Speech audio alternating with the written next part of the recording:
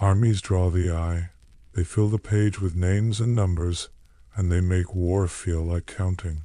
The problem is that counting heads does not explain why a few castles in Westeros keep deciding outcomes. Again and again, it is not the host that rules the map. It is the places that squeeze the map into one pass, one bridge, or one harbor, and refuse to move. That is what we mean by a castle worth more than an army. Not a mythic fortress immune to siege, but a node that trades stone for time and position for power. A host might win a battle. A true gate in the land can end a campaign.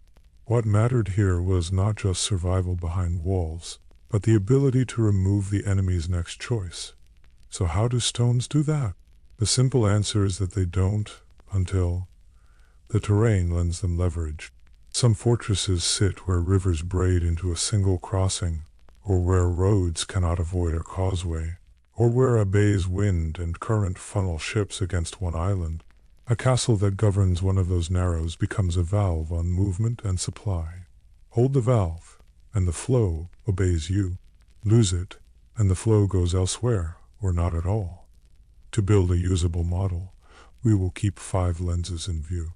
First, the terrain choke, where the land itself squeezes movement into a corridor a castle can oversee. Second, the road and river net, the paths armies and grain take when they want to move quickly and cheaply.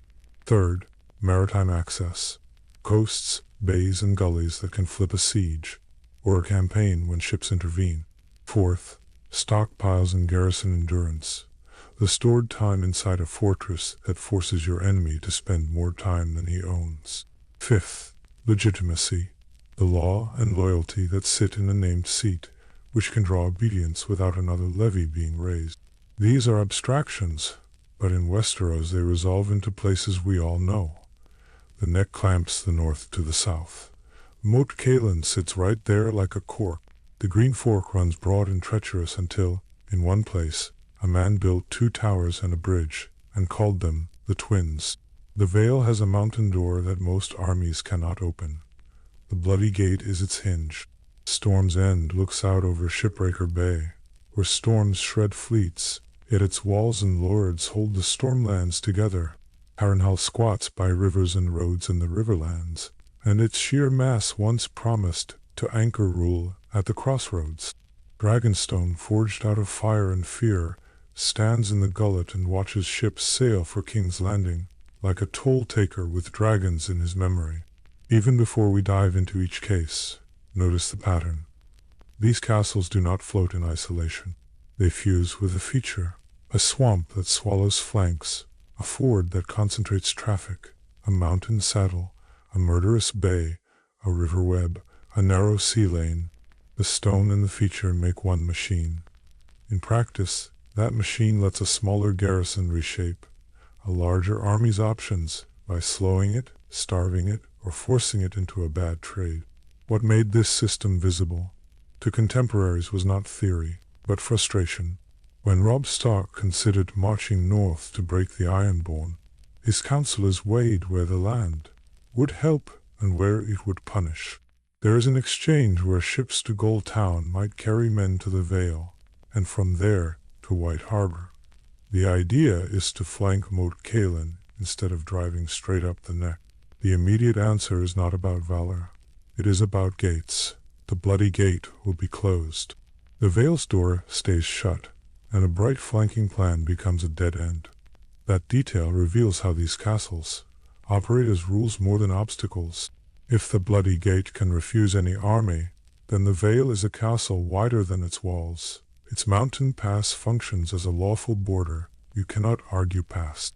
In other words, geography becomes policy. The important point is not just that marching would be hard. It is that permission to reign and seat converge to veto a campaign before it starts. Elsewhere, the same logic takes messier forms. Men joke that there was a bear at Harrenhal, because in one chaotic stretch, justice in the Riverlands felt like an animal wandering through a shattered keep. The line is wry, but it carries weight. Harrenhal sits where too many roads and rivers meet to ignore. When that anchor breaks, bandits write their own law. The castle does not simply shelter soldiers.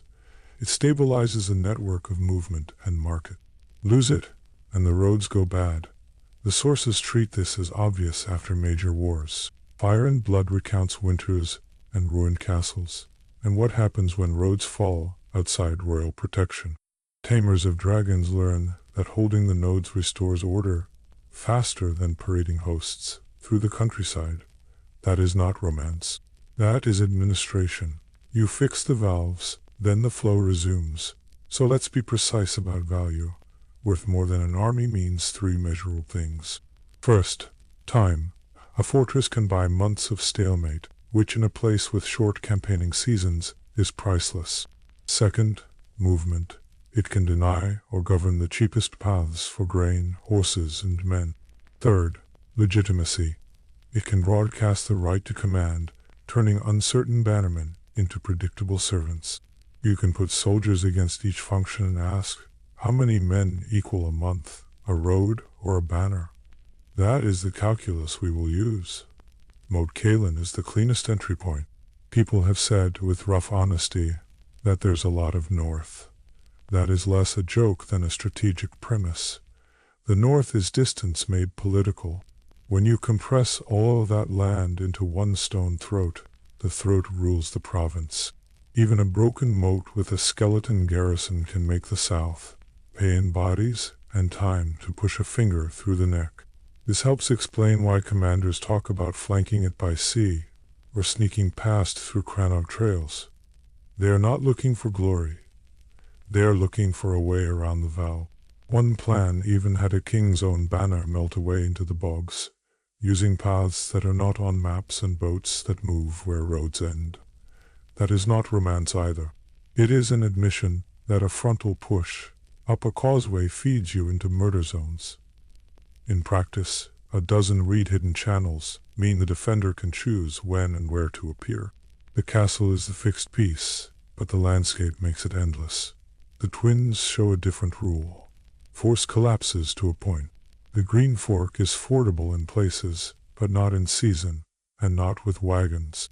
1,000 yards of river become 30 feet of bridge, and 30 feet can be priced. The stones do not need to be invincible. They need to be stubborn and legitimate enough to make every crossing a negotiation.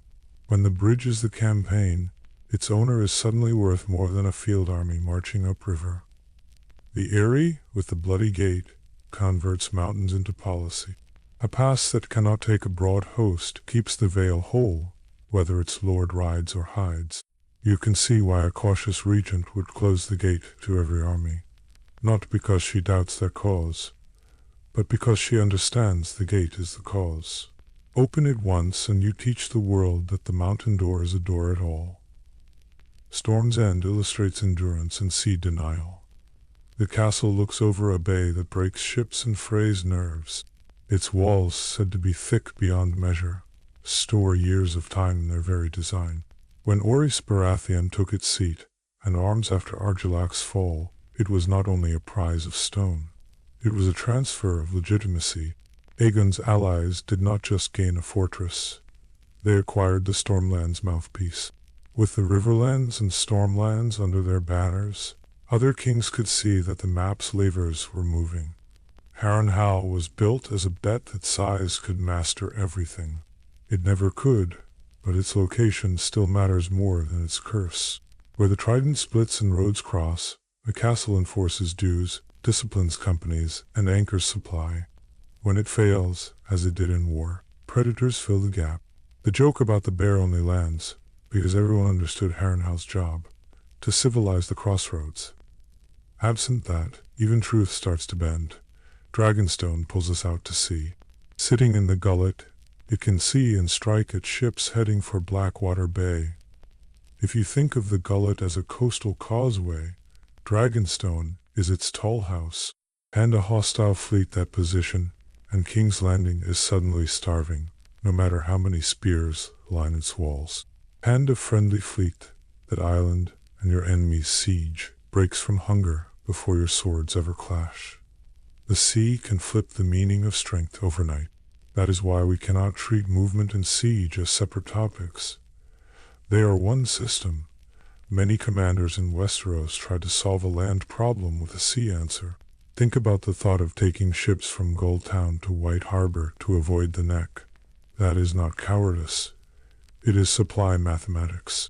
Marching around the choke bleeds your wagons dry. Sailing buys speed and grain for the price of a friendly port and a quiet night sea. When we talk about stockpiles, we are really talking about months. A fortress with deep wells, mills, and hidden granaries forces its besieger to play by its calendar. Most hosts cannot afford to stand still for a year. Harvests come and go, diseases come faster. A castle that turns days into seasons is, in pure value, functionally equivalent to tens of thousands of men you do not need to feed. The important point is that the garrison's headcount is not the unit of measure. Time is. Legitimacy works the same way in politics. A named seat declares who is owed taxes, who can call banners, and who has the right to judge. When a castle like Storm's End changes hands, its words and stag go with it. That telegraphs to lords and small folk alike that the order of things has shifted, and their safest choice is to align with the new voice at the gate. No field victory spreads that message as efficiently as a banner on a battlement that everyone recognizes. This is why the aftermath of great conflicts is told in roads and keeps rather than just in casualties. Fire and Blood talks about winters, ruined castles, and roads that turned dangerous after the dance. The fix was not simply raising another army. It was restoring the nodes that knit the land and sea together. Once the gates in the land were guarded again, grain moved, courts opened, and the violence that feeds on distance lost its food. So, when we say a fortress can outweigh a host, we are not praising walls for their own sake. We are seeing how Westeros converts geography into power through a few constructed points. The framework we will use is meant to be practical. We will mark the choke, trace the road and river, look for the harbor, count the months inside the walls, and ask what law the seat makes real. Then we will see which choices vanish for the enemy when those five align. One caution before we proceed. Not every big castle is a node, and not every node is a big castle. The lesson is not build larger, but build where the world narrows. Harrenhal's scale did not save it from irrelevance when fire and fear stripped it of function. Meanwhile, a smaller hold at a bridge or pass can throttle a whole offensive precisely because the land cooperates with it. In practice, cooperation between stone and setting is the multiplier. The stakes of misreading this are simple. March straight into a bog, and you lose men without a battle. Lay siege to a fortress that stores 2 winters of grain, and you starve your own heartlands before you crack the gate. Ignore the authority that a seat projects and your letters to vassals come back unopened. Numbers look safe on a ledger, but in Westeros, a commander who does not read the map is borrowing time he cannot pay back. Over the next parts, we will test the model against familiar ground. Moat Cailin will show how distance concentrates power into one causeway. The twins will show how the price of one bridge can become the price of a kingdom. The Erie's bloody gate will make mountains into customs agents. Storm's End will turn weather and walls into a calendar. Harrenhal will reveal how a broken anchor unstitches a region. Dragonstone will move fleets like they are marching on a road only ships can see. Along the way, we will pause for 2 mid-course checks. First is siege math. How do walls turn armies into liabilities? And what breaks that math? Second is sea logistics. How can a fleet or even a lighthouse reroute a war faster than a victory in the field? The answer to both sits inside the 5-pot frame. When land or sea creates a pinch, when roads and rivers feed a single point, and when law recognizes the seat behind that point, walls matter more than warriors. They matter because they shape choices, not only because they stand against blows. There is a human texture to this, too. Men curse at locked gates not because they doubt their courage, but because they know the cost of forcing one. In the Vale, A single cautious decision at the Bloody Gate turns brave plans into winter stories. In the Riverlands, a rumor about a bear at Harrenhal becomes shorthand for a broken civic order. In the Stormlands, the exchange of a stag for a storm makes a kingdom listen. The castles are actors, but they are also instructions. The model is not perfect, and that is part of why it is useful. It does not pretend to predict every sally or betrayal. It tells us where surprises matter most, and where routine grinds power into predictable shapes. If you can see the gates, you can hear the tune the map is playing. Commanders who listen to it survive. Those who don't donate their strength to whoever holds the nearest valve. Start with that in mind, and the rest of Westeros begins to make sense.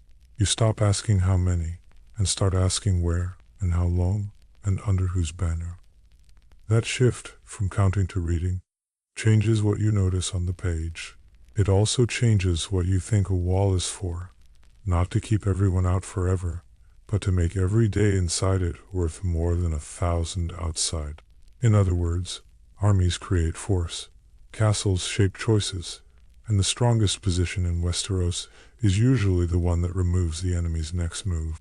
Start with a simple picture, a continent where broad armies move like slow rivers, and the ground quietly decides where they can and cannot flow.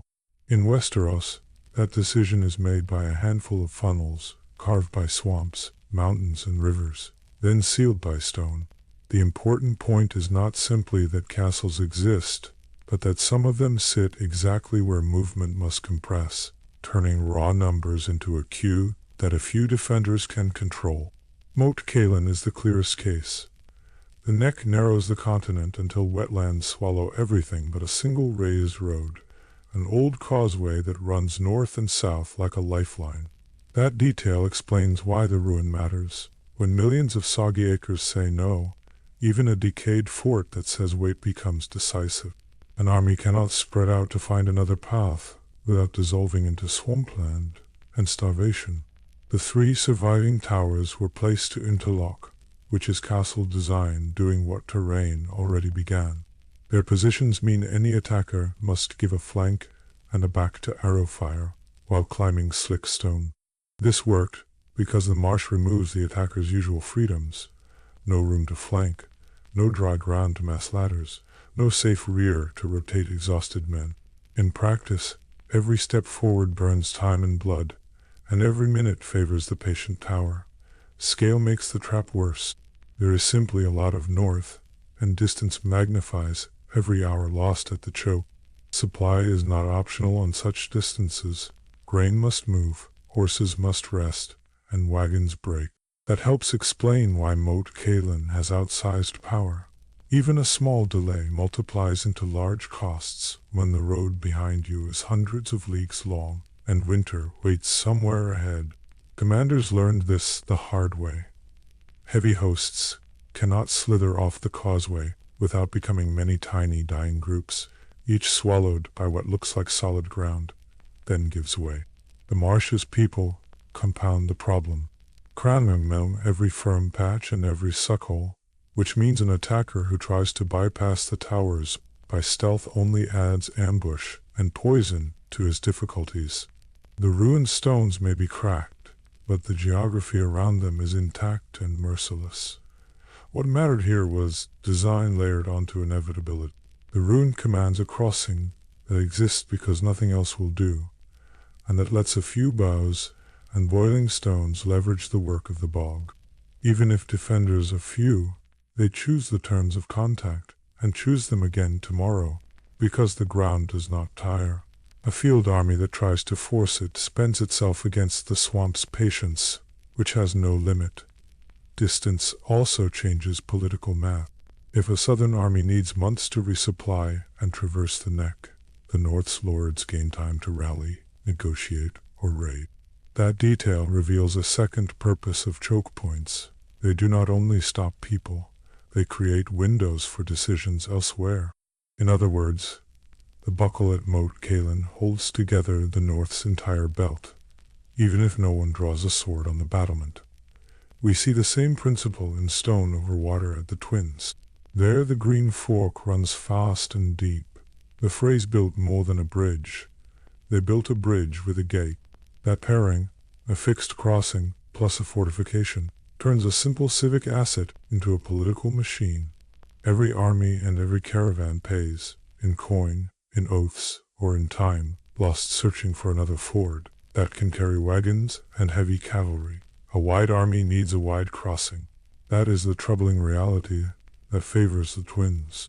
You can ferry a few hundred men with rafts and luck, but moving thousands with horses and supplies requires something engineered. The Freys understood that engineering equals leverage. Their water tower, portcullises, and paired keeps turn width into permission. An army can swim a river, or it can cross a road bridge. Only one of those preserves formation, baggage, and morale. The castle's very ugliness hides an elegant mechanic. They make delay the default. To pass without leave, an attacker must build a new bridge under fire, or split into vulnerable streams seeking fords. This was not a small tax. It is a basic rule of campaigning that the slower column bleeds to attrition and fear, and the faster one chooses ground. At the Twins, the lords of the crossing own that choice until they are bought, betrayed, or broken. That double keep system also tells us how power travels along roads in the Riverlands. The River Road and the King's Road bring movement right to the footings, and the Trident's branches define the practical alternatives. This helps explain why a single family could parlay a bridge into centuries of relevance. The crossing did not just connect banks, it connected ambitions, and that made permission a currency every lord eventually had to spend. Now look east, where stone meets altitude rather than water. The bloody gate bars the Vale on the high road, turning a kingdom-sized alpine bowl into a defensible pantry. Geography does the heavy lifting again. A mountain pass compresses frontages to a ledge, and it pushes baggage and cavalry into a single file that cannot deploy. That means the defender's small number can meet the attacker's large number as equals, because only so many men can stand on that shelf at once. The Eyrie sitting above that pass finishes the logic. The keep is unreachable to normal siege engines, which changes the kind of victory an invader can even imagine. The important point is not just that the bloody gate can close, it is that closing it makes the Vale's agricultural and manpower base safe while the rest of the realm burns. A warlord who cannot open that door must either bring a fleet or fight a ghost that refuses to appear. We have a revealing line from a northern campaign. The choice was clear. Either find ships at Gulltown, then slip by sea to White Harbor, or spend months bleeding up the neck against Moat Cailin. That moment makes the system visible. If the Vale refuses passage, and the neck refuses ground, even a triumphant field army learns that its enemy is not a man, but the map. In practice, land gates decide whether sea workarounds even begin. That is the quiet power of a gate. It decides time. Every week a pass remains shut is a week the defender stockpiles grain, calls banners, and picks skirmish ground. Attackers can try to mask the gate and move on, but choke points sit where routes converge. Leave them in enemy hands, and they stab your wagons, torch your forage, and steal your messengers. The gate you do not open today will open your rear tomorrow. If the neck and the Vale are about denial, Harrenhal is about reach. Set on the shore of the God's Eye, threaded into the roads that feed the Trident, it offers a commander arms long enough to slap several fords at once. That tells us why its history is chaotic. Whoever holds Harrenhal can project raids along the river road, cut supplies moving east and west, and threaten the crossings that let the north, the west, and the Crownlands talk to each other with horses. Its very scale amplifies this. A garrison large enough to fill even a portion of Harrenhal's halls can break into several fast columns and return by different routes to the same hearths. Yet its mass also carries a price. Stone that big must be fed, and it sits in a region constantly in motion. That contradiction, grand fortress, fragile supply, explains why it changes hands in war. It is a tool of movement control that attracts every contender and burdens every holder. From the outside, that churn can seem like weakness, but in practice, it signals centrality. You do not fight over what does not matter. Deep's position near the biggest inland lake and the busiest river system in the Seven Kingdoms means a banner raised there speaks to more roads than almost any other.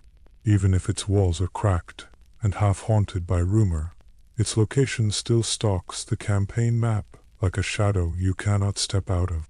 Roads and rivers act like arteries, and castles are the valves. The King's Road, the River Road, the mountain high roads, each shrinks the continent into predictable streams.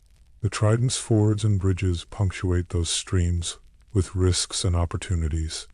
That pattern helps you read campaigns. If a castle sits on a junction, the lord inside can tax movement, not just with coin, but with time pressure and risk management. Armies begin to march to another man's metronome. This is where logistics enters as the hidden co-commander. A column of 10,000 eats a small town every day in fodder and grain. If a choke forces that column to wait, it burns its future faster than its present. That is why denial positions command caution. A reckless push at a tight pass or narrow bridge promises not just casualties, but hunger next month. The smart choice often becomes the slow choice, and the slow choice gives initiative to the defender. Maritime workarounds can flip local arithmetic, but they come with their own gates. White Harbor in the north and Gulltown in the Vale can pivot supply by sea, which is faster and heavier than road. Yet docks, pilots, and escorting fleets are needed, and the sea itself is a gate that storms close without asking. That detail reveals a broader rule. A water route only helps if politics, weather, and hulls all agree, and those are three variables attackers do not fully control. Consider the earlier dilemma again. If the bloody gate remains closed, no army marches the high road into the Vale. A king can curse, but his wagons cannot climb stone they are not allowed to touch. That helps explain why river and road choke points keep their value even in a maritime world. Fleets can leapfrog obstacles, but they deliver men to harbors, not to interior crossroads. Inland tempo is still set by land gates, which decide whether a campaign can link the coast to the heartland. Siege math, which we will unpack later, also starts to appear here. A small garrison with food behind a choke can match a larger army lacking ladders, siege trains, or stored grain. That is not romance, it is rate. Attrition during delay often outpaces losses in a single assault, and the defender's losses are replaceable with time, while the attackers are not. You can feel why lords invest in valves, rather than in swelling ranks that must eat and move every day. The neck carries a special lesson about scale and climate. When winter tightens, the ground itself joins the garrison, and marsh or mountain becomes less forgiving to every living thing. Detours cost not just days, but lives to exposure. That magnification is why a single hinge like moat. If you control the only reliable winter road, you control when and whether other people can even try to fight you properly. At the Twins, conditions shift with season, but not enough to erase the bridge's monopoly on wide, orderly crossing. Spring floods deepen the Green Fork and increase the danger of improvised ferries. Summer lowers the water, but the banks still give mud and confusion to any army that tries to fan out and splash across. It is no accident the phrase grew rich on permission. Reliable transit routes do not merely collect tolls. They collect loyalty and leverage when lords need to move fast. In the Vale, mountains make a different kind of loyalty. House Aaron's seat is more than pride. It is a guarantee to tenants that war elsewhere will not empty their cellars. The Bloody Gate's function is not only tactical. It sustains a political economy. If raiders cannot come in and grain cannot go out unless the lord consents, then lords downstream from that gate learn deference. Power begins to look like the right to say later. Harrenhal's turmoil speaks to the cost side of holding a valve. With roads leading everywhere, Enemies arrive from everywhere, too. A garrison that overcommits in one direction risks a raid in the other. That tension explains the keep's reputation. It is a throne for ambitious captains and a burden for cautious quartermasters. The bear pit there became infamous, but the real pit was strategic, a seat that dares every passing army to test whether it can sit there longer than hunger. Together, these places sketch a mental model. First, find where terrain shrinks choice, swamps, cliffs, fast water. Then look for a built structure that legalizes that shrinkage into a gate with a guard. Finally, map the roads and rivers that feed into it, and ask who can sustain a garrison there. That sequence shows why some dusty tower in a bog or pair of squat keeps on a bridge can decide a campaign conducted by people far away. Notice how armies respond. They try to bargain, because force is expensive at a gate. If bargaining fails, they try to bypass with fleets or mountain trails, because time spent at the gate makes them weaker tomorrow. Failing that, they divide their strength, sending light troops to harass, while they build the tools to take permission by storm. Every response is really the same admission. The gate has already imposed its logic on the campaign. There is also a legitimacy angle even in these movement stories. The lord who controls a gate behind recognized walls can demand oaths as a condition of passage. That turns geography into ceremony. At the Twins, permissions often came with marriage and promises. At the Bloody Gate, letters and seals mattered as much as swords. This helps explain why nodes of movement pick up gravitational authority. People confuse the power to say stop with the right to decide who. We also need to confront a tempting mistake, assuming that because a castle can deny passage, it always will. In practice, lords trade time for favors. A garrison commander might open a gate at night for one banner and keep it closed for another. Harrenhal demonstrates the danger in that flexibility. Once a neutral valve becomes partisan, everyone else recalculates, and the node becomes a target rather than a toll booth. Strategic gates win wars, but they also paint marks on themselves. How do we measure the leverage of these gates? A rough test is to ask how many days of marching the obstacle imposes on a large host. If the answer is weeks, the garrison is worth thousands of men, because those weeks equal lost forage, lost morale, and lost season. This is not abstraction, it is conversion. Delay becomes the currency that castles mint, and field armies are forced to buy in or find another bank. There is a reason commanders talk about interior lines. A defender who holds the valves can move along shorter, safer routes behind them. That means a smaller army can appear where needed while the larger invader struggles to deploy through a pinch. Moat Cailin makes interior lines for the north. The Bloody Gate does it for the Vale. Harrenhal does it for whoever holds the riverlands long enough to send a message in the morning and ride to meet it by dusk. Maritime exceptions underline the rule. If a fleet can deliver heavy grain straight to White Harbor, the north side steps the neck for supply, but only partially. Soldiers still need to leave the dock and march inland, and winter roads still dictate their speed. If Gulltown serves as a door, it is a door that requires keys from shipwrights, admirals, and cautious lords. The sea accelerates logistics, but the land finishes the decision. Castles at choke points also weaponize habit. Traders and soldiers are used to using the same crossings and passes. That predictability allows defenders to plan ambush lines, pre-measure ranges, and cache supplies. It also lets them memorably punish anyone who tries something creative at scale. When behavior becomes routine, power lies with whoever can break the routine at will while keeping it intact for friends. Gates make that distinction visible. When roads, rivers, and fortresses align, a region becomes defensible beyond its troop count. The Vale's isolation, the North's hinge at the neck, the Riverland's nervous system around the Trident. Each shows how a few controlling points can stabilize or destabilize a whole. A lord who reads that map well can outsource half his strategy to the ground, and win by consenting less often. A lord who reads it poorly will watch his army get smaller without ever losing a battle. That is the thread connecting these case studies. Moat Cailin, the Twins, the Bloody Gate, and Harrenhal are not just strong places. They are choices made physical. Hold them, and you decide what other people can try next. Lose them, and you inherit motion without options. In a realm this large, with winters this long, that difference becomes the difference between finishing a campaign and hearing it freeze beneath you while the walls ahead remain quiet. So when we say a castle can be worth more than an army, we really mean a gate can write an enemy's calendar in ink.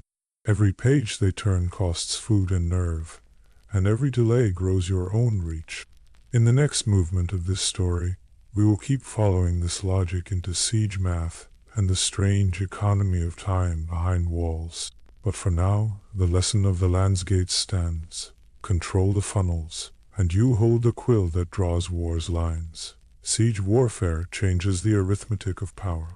Out in the open, numbers and nerve decide the day. Behind walls, the calendar becomes a weapon, and the side that eats faster loses. This shift matters because armies move on forage, carts, and morale, while fortresses convert stone, wells, and stored grain into time. Time drains an attacker's purse, weakens his horses, and wears on his banners. That is why, across Westeros, a few sea-faced castles can humble even great hosts. Start with the basic ledger. An army encamped around a stronghold must feed men, mounts, and camp followers every day. Forage dries up near a siege line because locals flee or harvests are burned. So the besieger hauls food along roads that stretch thin, and each mile amplifies risk. Defenders do the opposite. They shrink the fight. A good well, a deep cistern, and salted stores let a small garrison last through hunger seasons. This helps explain why stubborn walls outlast enthusiastic levies. The math tilts further because the attacker must maintain pressure on every gate, every postern, and every sally port. To do that, he spreads his strength around the circumference, which thins his line and invites night raids. Meanwhile, the garrison consolidates, rotates watches, and concentrates force where it chooses to strike. The important point is not just that walls add protection, but that they enforce economy. The defender spends controlled rations and measured risks. The attacker spends fuel, daylight, and men. Now add the sea. A fortress that can drink from the ocean, not for water but for supply, resets the clock whenever a boat slips a boom. The besieger suddenly fights in two domains. He must starve the walls and also seal the water. If he lacks a fleet, his siege never truly bites. If he has a fleet but no storm-proof anchorage, winter or a sudden squall may break the cordon. That detail reveals why certain harbors are functionally part of the wall. Storm's End makes the point as cleanly as any castle on the map. Its drum tower walls are colossal, layered with lore-deep wards and thick cyclopean stone. Direct assault is wasteful because ladders, grapnels, and even rams mean little against a sheer, curving face with killing fields beneath. Mace Tyrell learned the lesson during Robert's rebellion. He ringed the castle with a great host, confident that weight and patience would do the work. What mattered here was time, and who truly controlled it. Inside, Stannis Baratheon's garrison was starving. By numbers alone, the fortress should have fallen. But the sea faced the back of the keep, and the bay beyond churned with risky hope. A single smuggler, Davos Seaworth, ran onions and saltfish past the cordon. That run did more than fill bellies. It cut scurvy, restored calories, and most of all, added weeks to the defense. In siege arithmetic, every week drains the besieger's will faster than the besieged. Because the attacker's cost compounds, the effect was strategic, not only local. Mace Tyrell's grand encampment tied down thousands who could not chase Robert or break the rebellion elsewhere. A huge army became a stationary expense, guarding its own reputation as much as a wall. The garrison inside Storm's End remained small, but the value of its endurance multiplied far beyond those headcounts. When a castle can eat calendar pages, the men outside begin to eat their own options. This helps explain why commanders fear stalemates. Sea access made the difference. Shipbreaker Bay is dangerous, yet that hazard cuts both ways. A fleet trying to seal the cove risks storms and lee shores, while a desperate boat hugging night squalls might find a crack. In practice, the defender needs only one success to reset the siege clock. The attacker must succeed every day to keep it from resetting. Even proud hosts do not excel at perfect weatherproof vigilance. That asymmetry is the quiet engine of maritime siege defense.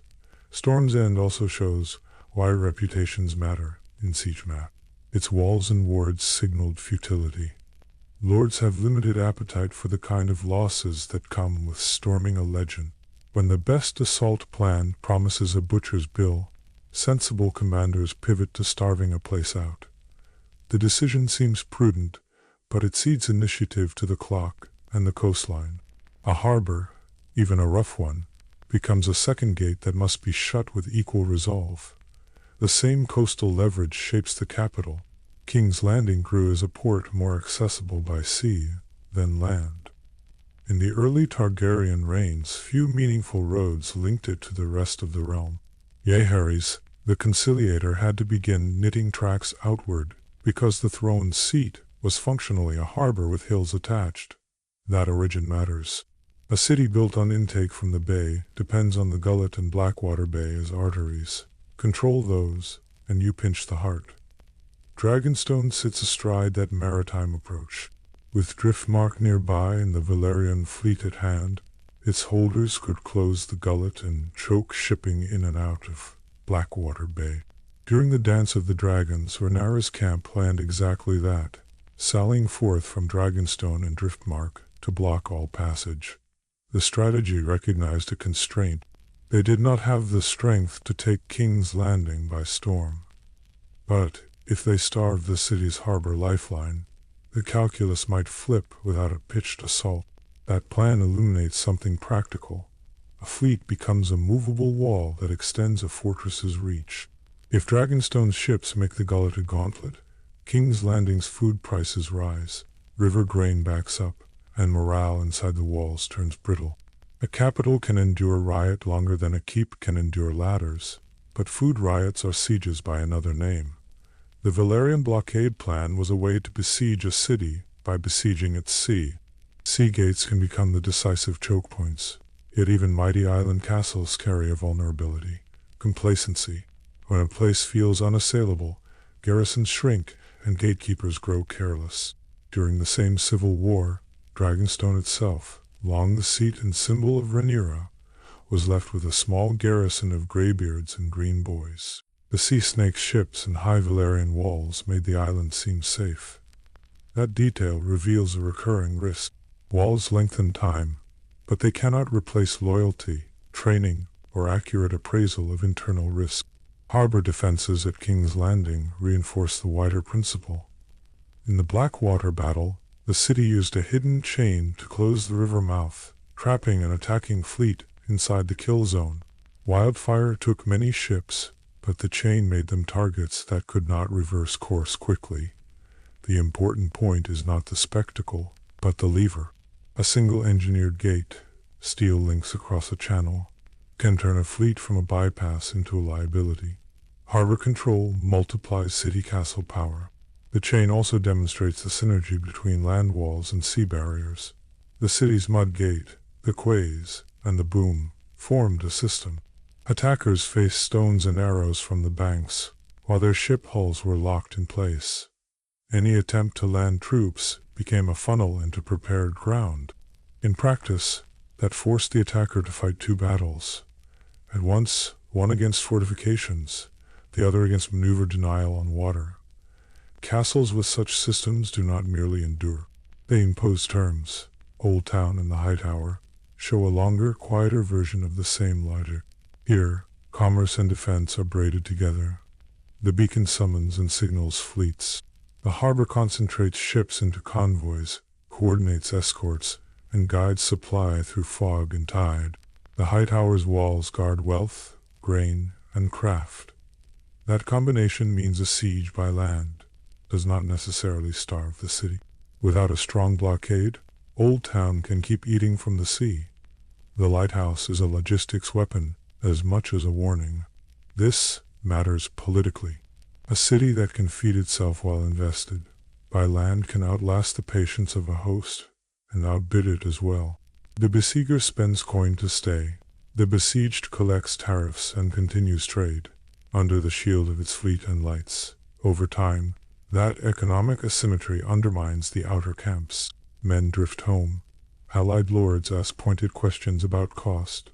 Siegmath punishes the side paying rent to the calendar.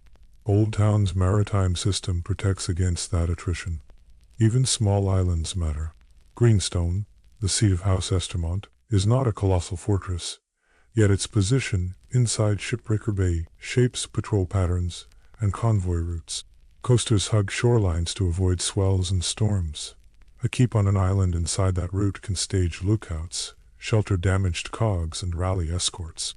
In such waters, marriages and wardships that shift Greenstone's control quietly shift sea lane security. The stone is modest. The position is a lever. The broader principle emerges. A fortress with sea access is worth more than its curtain walls alone. If it can be fed, reinforced, or launch sorties, it forces a besieger to split strength across land and sea, multiplying his risk and his workload. Each additional gate to close is another point of potential failure. If the blockade falters, the siege resets. If the blockade holds, storms may still fray ropes and morale. The longer the contest, the more the attacker pays interest on his decision. Return to the core arithmetic. A horse can eat 20 pounds of fodder a day. 1,000 horses chew through the countryside like a mobile fire. Men can tighten belts, but mounts cannot. When forage runs thin, carts must bring in grain, which consumes the very draft power the army depends on. Meanwhile, a garrison behind walls rations carefully and culls non-combatants early, converting population into a smaller, more sustainable group. It is grim, but it explains why siege time usually favors stone. Disease tracks the same line. Open camps invite flux, fever, and camp cough. Latrines dig deep, but rain fills them, and trenches overflow. Inside a fortress, contagion can be harsh, yet controlled water and fewer bodies per acre slow the spread. So do cisterns and simple hygiene routines enforced by habit and fear. A side note clarifies Davos's onions. They did not only fill bellies, they stopped scurvy in a starving garrison. Vitamins can save a wall as surely as arrows. That onion boat hints at the small inputs that yield large outputs in sieges. A single resupply that is hard to interdict can add weeks, which ruin a campaign season for a besieger. Meanwhile, the besieger cannot easily match that impact with a single stroke short of a successful escalade or treachery. He must keep pressure constant and perfect. The asymmetry is structural. Siegemath pays compound interest to the side that can endure. The other side must pay compound upkeep. Commanders know this, which is why many prefer to move instead of mass. Yet some castles force the issue. When a fortress guards a strait or a harbor, not engaging it leaves your rear exposed. That is why Dragonstone and the Gullet pull fleets toward them. To pass without taming them invites interdiction and panic in your supply chain. In these cases, the fortress chooses whether the army must sit and pay the calendar. Naval strength decides whether that bill is even payable. There is a political layer as well. Holding certain seats confers legitimacy that feeds logistics. A recognized Lord of Dragonstone or Storm's End can summon ships and levies from banner houses. That authority turns walls into nodes within a wider system. The excerpt about Stannis, with Storm's End and Dragonstone counted as his in the south, illustrates the point and the peril. When such seats are lightly held, as critics warned, they risk falling. When they hold, they project force beyond their stones. King's Landing's history reinforces the maritime dependence. When Jaehaerys began to lay roads out from the city, It was an admission. The throne's capital was a sea town, not a road town. Before those roads, the surest way to the Red Keep was by water. That legacy persisted. A fleet escorting grain up the Blackwater can move a kingdom's hunger faster than carts can. Close that passage with a chain, a blockading squadron, or a captured lighthouse, and the king's table can grow bare within weeks. The lesson is not merely that fleets matter, but that certain castles turn fleets into policy. The Hightower can light or darken sea routes for an entire coast. Dragonstone can menace or protect every hull bound for the capital. Storm's End, secured against storm and starved of complacency, can humiliate a superior force anchored on open beaches. These are places where geography and construction force opponents into poor trades, like buying bread with blood. That tendency decides war through attrition more than battle.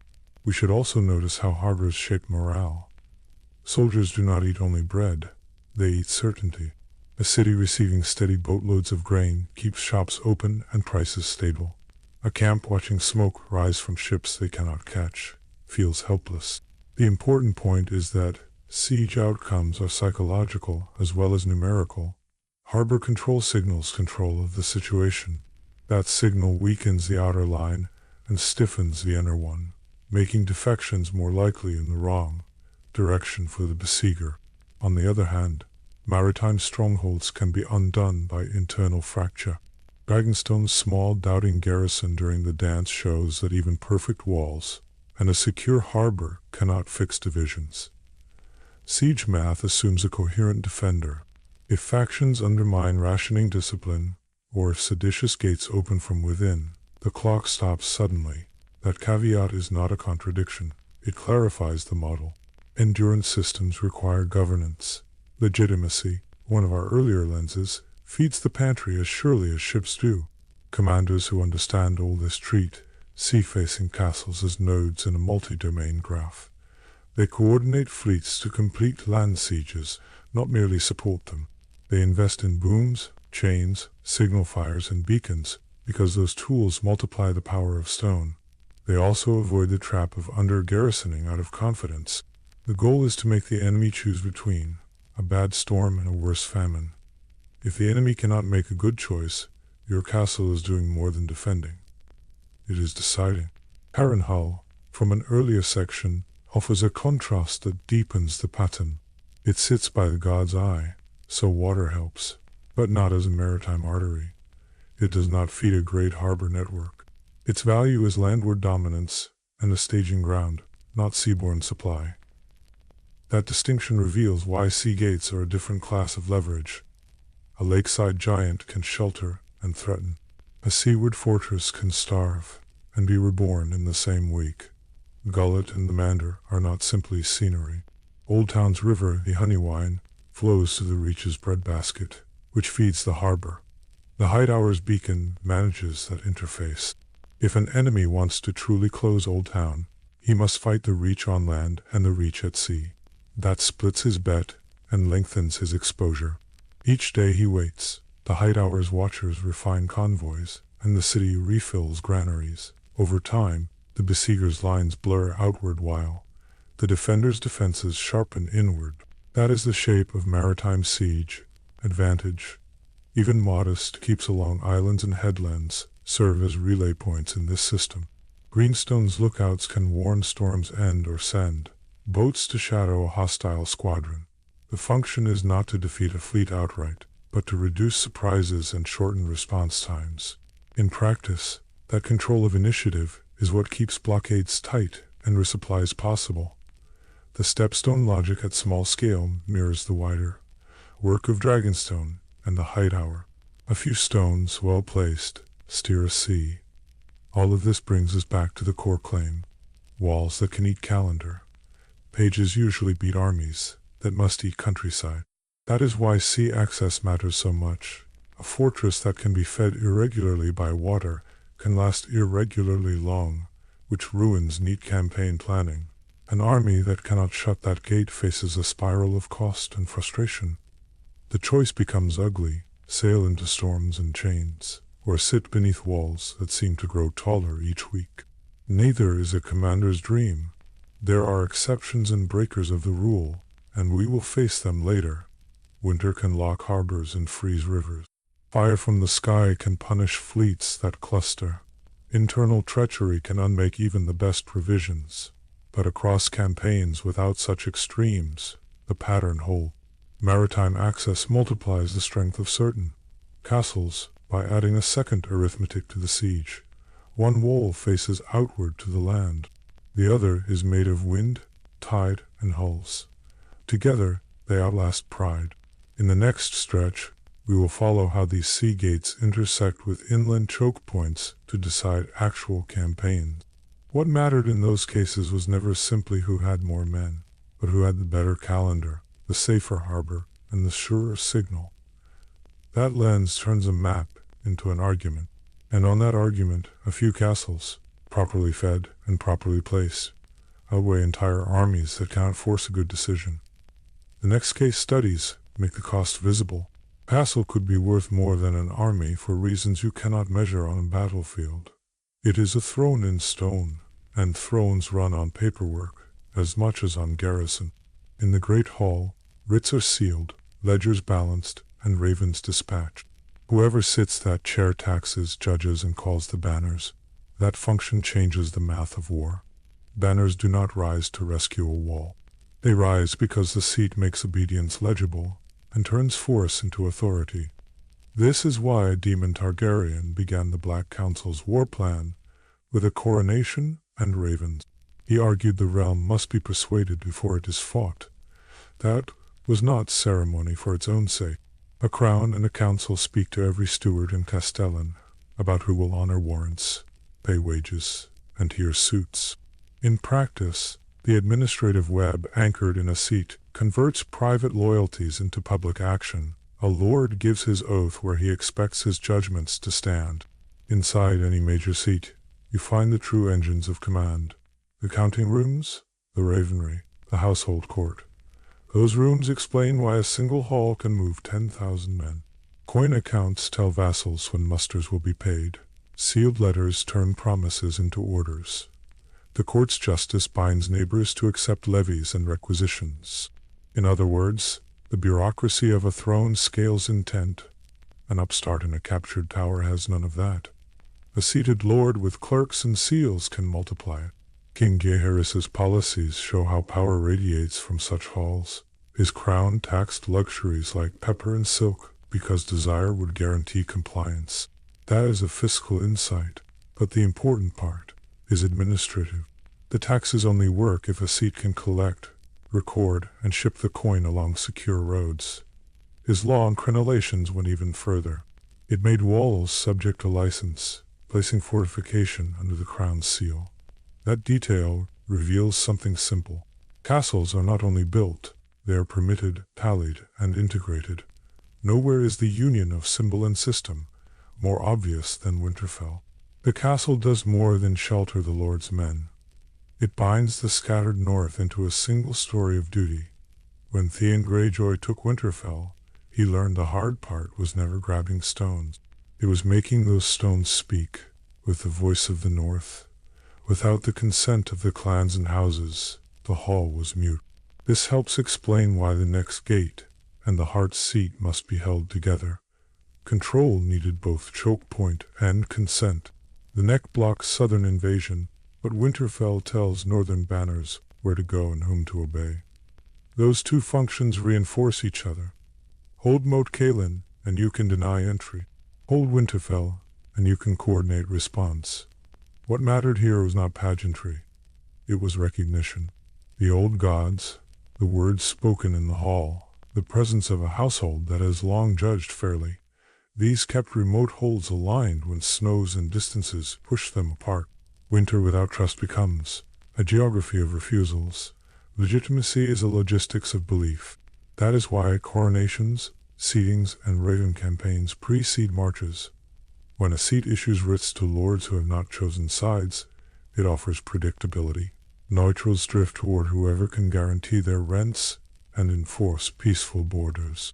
If an enemy takes the seat, many of those neutrals will shift quickly, not out of affection, but to secure judgments and grain tithes.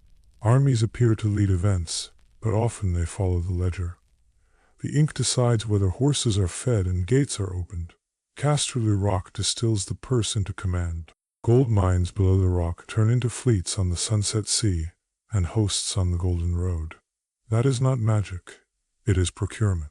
Coin buys grain in bad harvests, sells words when levies tire, and timber for siege trains.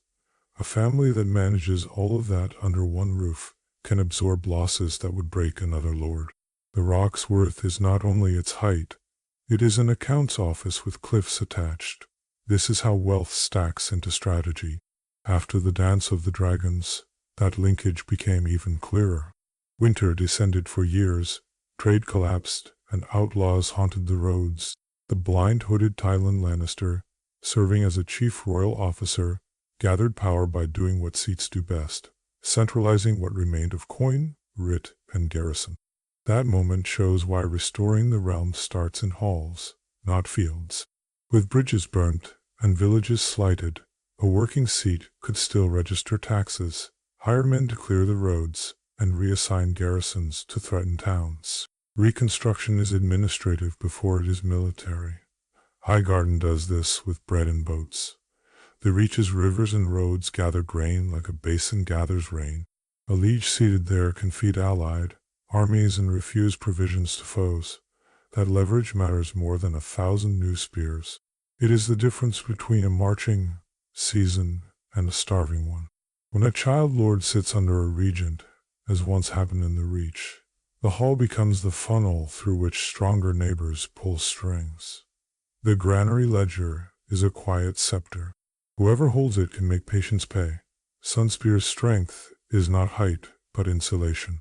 Deserts and mountains turn Dorne into a slow fight, so its seat prioritizes diplomacy and coastal control.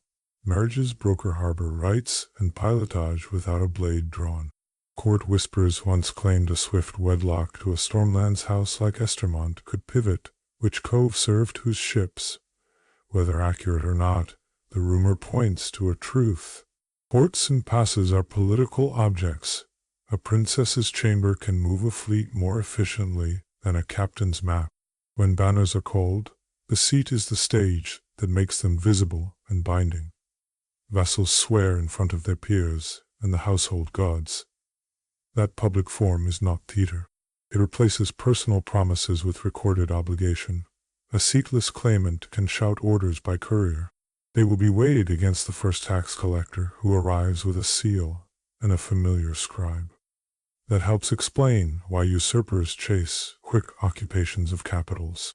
They need the files, the locks, and the men who keep both. Holding a seat, however, is not the same as possessing its legitimacy. Theon again is the caution. Garrisons can occupy a hall, yet the room will not do its work if the realm refuses to answer it. In practice, legitimacy requires two flows. Messages must go out, and coin, grain, and goodwill must return. Cut either, and the node starves. That is why rebels burn granaries and seize raveneries.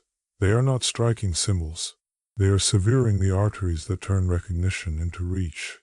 The social stakes around a seat also police armies in ways numbers cannot.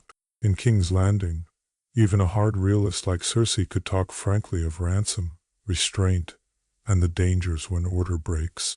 That candor reveals a hierarchy of incentives. Gentle-born captives carry price tags. Marauding men are reminded that coin is safer than cruelty. A working hall enforces that bargain. Under a seat's watch, violence is traded for receipts. Soldiers and merchants know which lord can keep that arrangement intact. Many follow that predictability across uncertain lines. This is why, when an enemy takes the proper chair, whole maps can blur. Tenants refuse the old collectors. Scribes carry the new seal. Outland lords ride to court, because justice, however biased, will be heard. A castle as throne creates centripetal pull. It is also a bargaining chip. Hand over the hall, and half the enemy's muster goes home to secure rents and plant fields.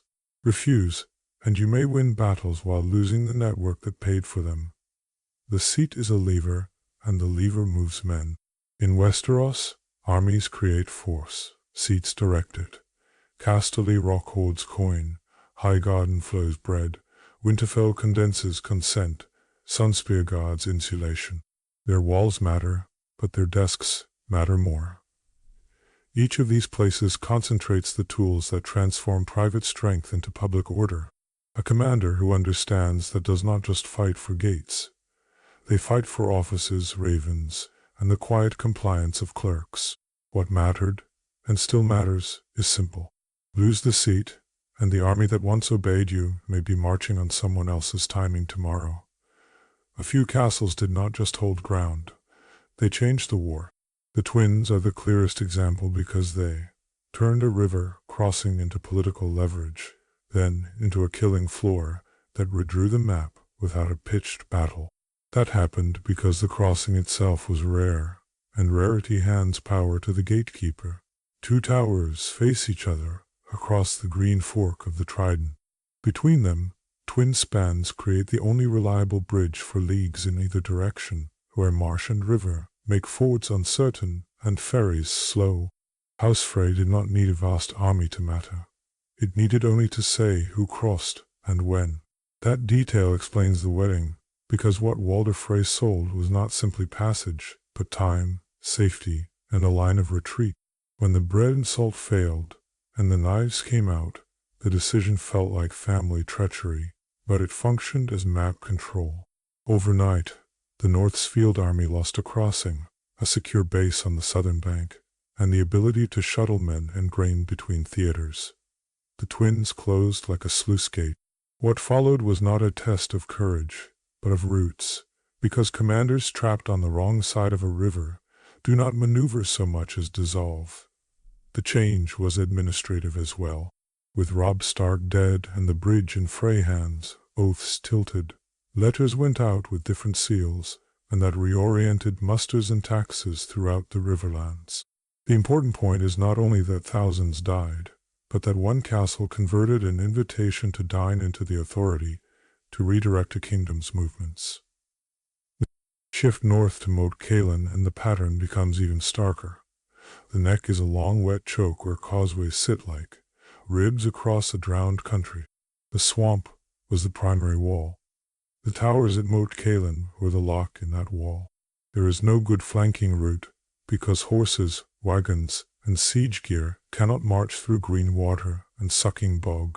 In a dance with dragons, a few hundred Ironborn held Moat Cailin's ruined crown of towers and turned it into a lock. They kept a lord with a paper title from becoming a lord in fact. Roose Bolton could write orders from his dining hall, but he could not enforce them north of the neck while Moat Cailin stood. That is the difference between a name and a road.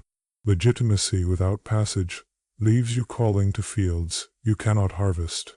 The garrison did not fall to weight of numbers. It fell to deceit. Ramsay Bolton sent Theon Greyjoy, broken, renamed, and still Ironborn enough to be believed, under a promise of safe conduct. The Ironborn yielded to the seal rather than the sword, and were flayed for their trust.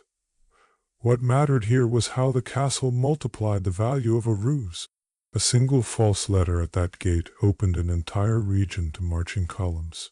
The moment the tower smoke cleared, the map of the north unrolled again. Bolton's supply could flow up from Barrowton. Messages could ride faster than rumors. Winter makes this even harsher, because cold punishes off-road improvisation and turns causeways into the only arteries. In other words, that ragged ruin decided who could be warden in any meaningful sense. Without it, occupation was a fantasy. With it, a few stamps and riders could become a state. Now, look south and seaward to Storm's End during Robert's Rebellion. A Reach host ringed the fortress for the better part of a year, and the siege did not break the walls. It taught a lesson the attackers already half knew. Sea gates change siege math. Davos Seaworth's black-sailed run with onions, and saltfish turned starvation into endurance, and endurance into political survival. Why did that matter beyond hunger? Because the Reach army that circled Storm End was not marching elsewhere.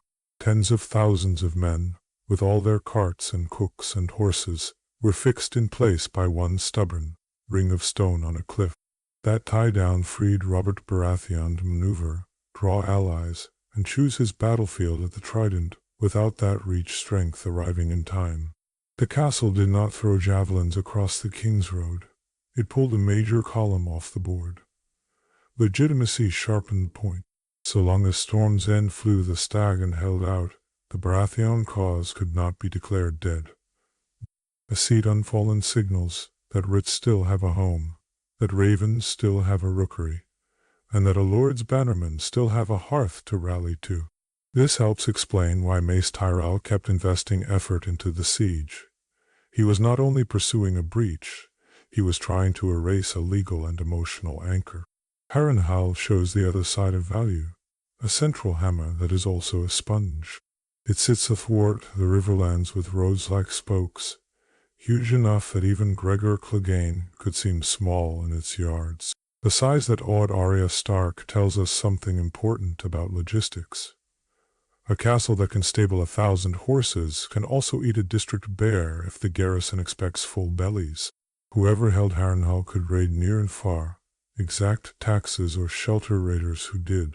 That reach made it a terror base for the Mountain, and then for the brave companions when they switched colors, and then for northern sympathizers after they switched again. Its revolving door mattered, because every change reset who could move safely on the roads within a day's ride. Even small notes, Saramari Lochstein by a bear at Harrenhal, reveal a churn at the node that kept reconfiguring which patrols, which levies, and which grain trains made it home. Yet size cuts both ways. Harrenhal could host a host, but it demanded one too, in wagons and fodder. That demand explains why holders often bled the nearby countryside harder than they planned. In practice, the castle magnified whoever fed it and exhausted whoever could not. A strong place could thus become a burden that forced its masters into harsher foraging, which then bred resistance and made holding the center more precarious than seizing it. The Eyrie completes the picture with denial instead of projection. A mountain eyrie with a single main passage, guarded by the Bloody Gate, allowed the Vale to sit out a cataclysm with little more than firmness. Lady Lysa Arryn's refusal to admit armies, friends or foes, used a gate to convert fear into policy. The phrasing remembered best is simple. The Bloody Gate would remain closed. That one sentence cancelled plans. Robb Stark's hope to land at White Harbor, march through the Vale, and flank Moat Cailin died at that door. This tells us how a castle can be decisive without ever loosing an arrow. By saying no, the Vale denied both alliance and invasion, guarded its fertile fields, and forced any northern strategy to account for a hole in the friendly line that could not be crossed. A mountain gate gave a middling power the leverage to veto the movements of larger hosts. Put together, these cases show three repeating functions. Some castles remove roots. The twins and Moat Cailin made whole armies meaningless until the bridge opened or the causeway cleared. Some tie down disproportionate forces. Storm's End held a flowered army in place, while other pieces moved freely. Some confer or withhold legitimacy. A stag over Storm's End, a flayed man over Winterfell after Moat Cailin fell, a crossed tower over the Green Fork. Each banner mattered because it changed who obeyed whose orders. Harrenhal's lesson runs through all three. A central node can be both prize and problem. Control there enabled raids and collections, but it also devoured supply and fueled revolts that destabilized control. That contradiction is useful because it keeps commanders from treating castles as trophies. In practice, seats are instruments. They must be fed, guarded, and used with care, or their advantages flip into liabilities. Notice too how sea power weaves in and out of these inland stories. A single run into Storm's End recast a siege. Possible landing at Gulltown would have redrawn northern strategy if the Bloody Gate had opened. Maritime lanes are the extra access that can turn a fortress from cage to hinge when land routes are blocked. That detail helps explain why even inland lords keep one eye on harbors and allied fleets. If you listen for the quiet decisions, you hear how often paper beat pikes. Walder Frey's guest right turned into control of a river. A stamped letter at Moat Cailin trumped a weary garrison's steel. A gatekeeper's refusal in the Vale overturned a northern king's operational plan. The important point is not that swords do not matter, but that swords without rotes, clocks, or seals serve someone else's timing. There are exceptions and breakers: winter that freezes choices, fire from the sky that renders stone irrelevant, or treachery that opens gates meant to stay barred. Those do not erase the pattern. They clarify what must be added to beat it. Commanders who cannot move, or feed or claim, cannot rule, and castles are where movement, food, and claims get decided. So when we say a few castles were worth more than armies, we are not praising stone. We are pointing to places where geography, logistics, and legitimacy converged into leverage. The twins, Moat Cailin, Storm's End, Harrenhal, the Eyrie, each turned raw manpower into either control or delay, and sometimes both.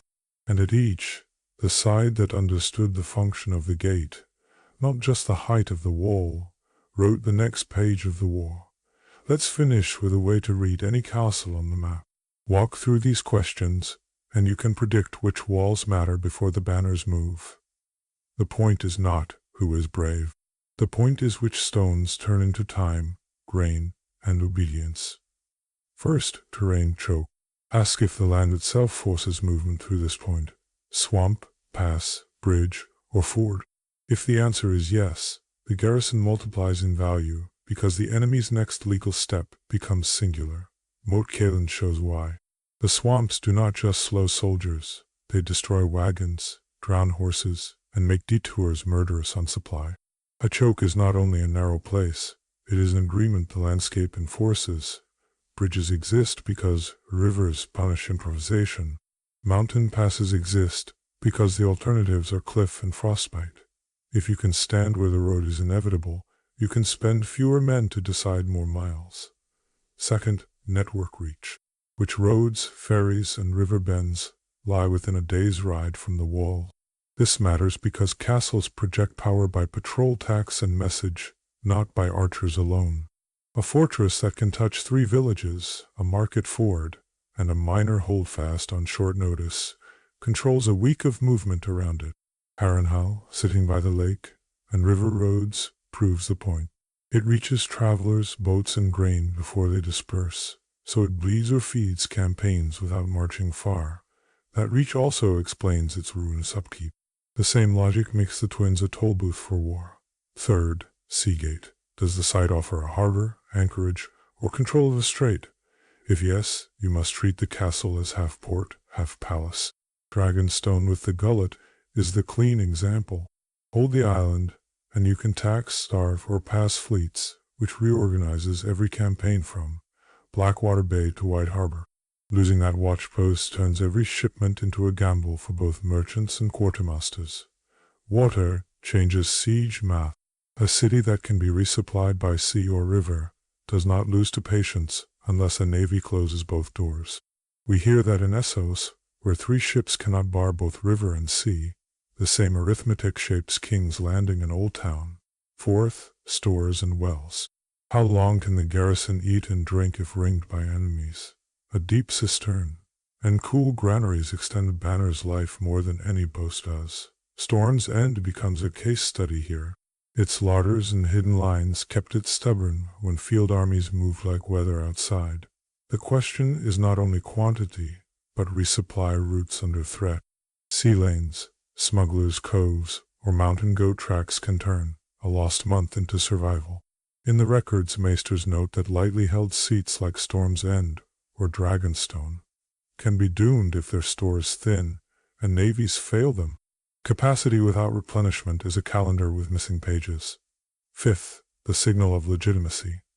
What banners and courts are tied to the seat, and how many oaths run through its hall? This matters because obedience in Westeros is administrative as much as emotional. Winterfell can turn Carstock, and Manderley musters into public duty by seal and raven. Casterly Rock can make coin walk in one direction with a writ. In sieges, legitimacy is performed.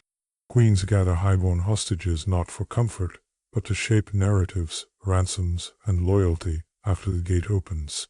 Protecting them buys stories that travel faster than truth, and stories recalibrate obedience. That is why Maegor's holdfast mattered during the Blackwater, even when the real battle burned on the river. Sixth, cost to bypass. What happens if an army refuses the gate and tries to go around? This is where maps strip courage of its value. If the answer is a month's detour, bogs that eat carts, or a pass that takes half your mules, the castle is stronger than its garrison count suggests. The cost is paid in forage, discipline, and time. Bypassing also invites counterstrike. A garrison that can sally onto your baggage line does not need to win. It only needs to scatter bread and beasts. When that happens, numbers dissolve into hunger and delay. This helps explain why prudent commanders would rather pay the toll than leave a live blade at their back. Seventh, opportunity denial. If you hold it, which enemy choices disappear tomorrow? List routes, ferries, markets, and musters that no longer make sense for them. Then reverse it. If you lose it, which new corridors open for them today? This framing turns stones into options, and options into a map of pressure points. Close the twins, and you delete river crossings for weeks, so enemy wings cannot coordinate. Hold Moat Cailin, and you delete the direct road south, so harrying works and winter does the rest. Keep Dragonstone, and you delete free passage through the gullet, so fleets choose risk or retreat. Guard the Eyrie, and you delete invasion by cliff, so armies look elsewhere. There are modifiers. Dragons, wildfire, and starving winters can rewrite the math for a season. Fire crosses moats and fright replaces patience, which is why histories flag Aegon's example as an exception powered by air. But even then, the checklist still asks, what does the fire buy you after the ash settles? If the answer is time and options denied, the logic holds. How do you apply this in the field? Start with a riding map and 2 days of scouts. Mark where wagons bog, where rivers braid, and where ferries actually run. Count wells, mills, and storehouses within. A short ride. Then overlay loyalties, whose ravens leave from that hall, and whose taxes arrive there. You are drawing an invisible castle footprint. From that footprint, choose your act. Attack if the bypass cost is lethal and the stores are thin. Mask if a modest garrison can be contained while you harvest nearby roads. Bypass only if the sally threat is low and your logistics can afford the detour. Invest in a fleet if water keeps the heartbeat strong. Legitimacy is its own line of operation. If you cannot take a seat, challenge its writs. Send rival seals, contest courts on the road, and buy the clerks who root grain. We saw how a claimant holding a haunted ruin gains little if no oaths flow through it. A seat without functioning administration is a lighthouse with a broken lens. Be honest about how thin you hold your own gates. A lightly held Storm's End or Dragonstone invites confident prediction of collapse, not because the walls are weak, but because watches fail and stores lag when men are few. Maesters warned exactly that when counting Stannis' positions, numbers matter again when they determine whether the checklist's strengths are real or ceremonial. Try a 30-second read. Riverrun sits on a forked river with a drawbridge and fertile hinterland. Terrain choke is moderate, network reach is high, sea gate is none, stores are solid, legitimacy is regional. Cost to bypass is serious, because crossing's thin, and opportunity denial is strong against fast coordination. You can now predict why sieges there are patient, and why relief forces matter. Do the same with Dragonstone. Terrain choke is the strait, network reach is maritime, sea gate is decisive, legitimacy is crown adjacent. Bypass means braving the gullet under watch, which punishes fat convoys. If you lack a fleet, you do not take it. You isolate it and spend your effort somewhere the sea cannot argue back. Watch how a single addition flips values overnight. A finished pier, a hired fleet, or a manned lighthouse can turn a marginal stronghold into a regional lever. That is why kings invest in beacons and booms across harbors. Control of approach lanes buys choices, and choices are what armies try to steal from each other. The checklist is not only for evaluation, it is for deception. Show strength where the bypass cost looks cruel, and you draw the enemy into your schedule. Look weak where opportunity denial is minimal, and you let them take a picture that costs them nothing. Command is often the art of editing the enemy's map. All of this folds back to a simple rule. The strongest position in Westeros is the one that buys time and removes options. Time keeps grain moving to you and away from them. Option denial forces them into predictable roads where your smaller numbers make bigger decisions.